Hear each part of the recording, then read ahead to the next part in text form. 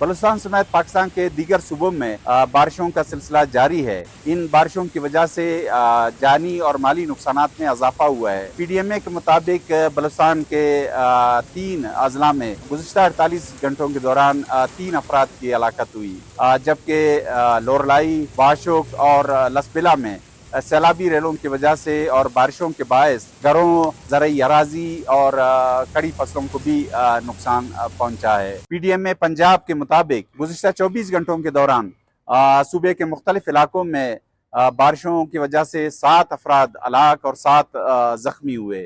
इसी तरह पीडीएमए खैबर पख्तूनख्वा के मुताबिक गुज़िश्ता 48 घंटों के दौरान मुख्तलिफ अजला में 6 अफराद हलाक और 7 जख्मी हुए हैं। एनडीएमए की रिपोर्ट के मुताबिक सबसे ज्यादा हलाकतें खैबर पख्तूनख्वा में हुई, जिनकी तादाद 29 है।